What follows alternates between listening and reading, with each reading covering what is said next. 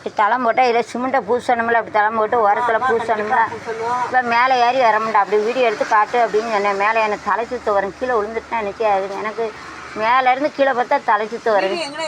சிலவங்களுக்கு தலை சுற்று வரும்ல, கிணத்த பார்த்தா தலை சுற்று வரணும். அதே போல் நான் மேலேருந்து கீழே விழுந்துட்டா யார் பார்ப்பா? கொத்து பூசணை எனக்கு சாவத்தஞ்ச மேலே ஏற முடியாது. வீடியோ எடுத்து காட்டுனேன். எச்சிக்கால போய் இப்படி சதுரமாக போட்டு உள்ளே பூரா சிமெண்ட்டை வச்சு பூசாமல் தண்ணியை ஊற்றிருக்கோம். சிமெண்ட்டு தண்ணியை கரைச்சி ஊற்றிருக்கோம். அஞ்சியாவது எடுத்து போகும். அப்போ ஒழுகத்தானே செய்யும். இப்போ அதை பார்த்து அடைக்கணும். எங்கெங்கே இருக்கோ பார்த்து அடைச்சி அதில் ஒரு கல், டிசைன் கல் போடணும். இந்த டைல்ஸில் டிசைன் இருக்குங்களா, அப்படி போட்டால் தானே ஒட்டு போட்டால் தெரியாமல் இருக்கும்.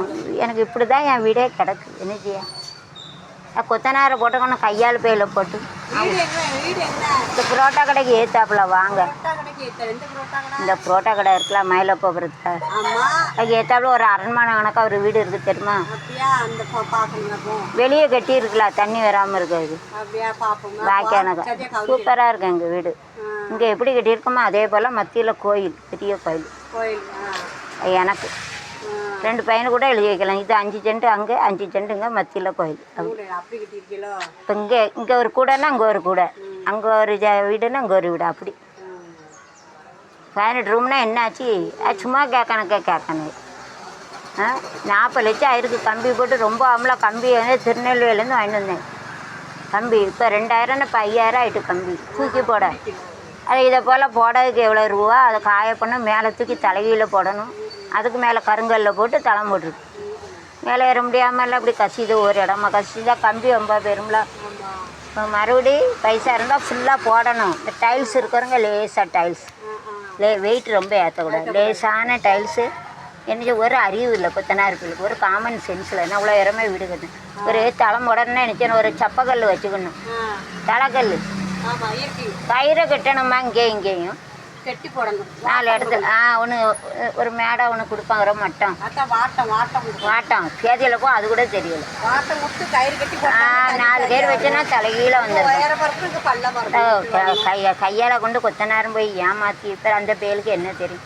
ஒரு பையன் மேலே இருந்து இப்படி கள்ளத்துக்கு படையில் பழக்கம் பேசி பொத்துன்னு உள்ளே விழுந்துட்டான். இதுக்குள்ளே செத்து தான் முளைச்சான். அவனை காப்பாற்ற 10,000 செலவழிச்சு கல்லை செத்து போயிருக்கான். கிடா கணக்காக இருக்கான். 10,000 வேலையை நிப்பாட்டுன்னு சொல்லி நிமிநாட்டில் போய் நான் காப்பாற்றினேன். 10,000.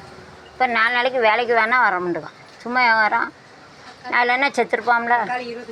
மேலேருந்து கீழே விழுந்தால் என்ன ஆகும் எம்மான்னு பிழைச்சதே மறுபிழப்பு. 10,000 கொடுத்து காப்பாற்றிருக்கேன். 4 நாளைக்கு வேலைக்கு வேணால் வர முடியும். அப்படி இருந்தால் உலகம் எப்படி இருக்கும்? 4 நாள் வேலைக்கு வாங்கிச்சோன்னா வர முடியும். இப்படி தான் ஒவ்வொரு வேலையாக நடக்குது. என்ன செய்ய? பாம்பேயில் ஒரு வீட்டை திருப்பியிருக்கேன். கேளுங்க, 26 லட்சம் 40 லட்சம் ஆகிட்டு.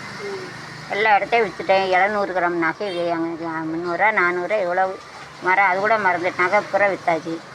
விற்று இந்த வீடை கட்டிக்க 7-8 இடத்துல நான் எடுத்தது.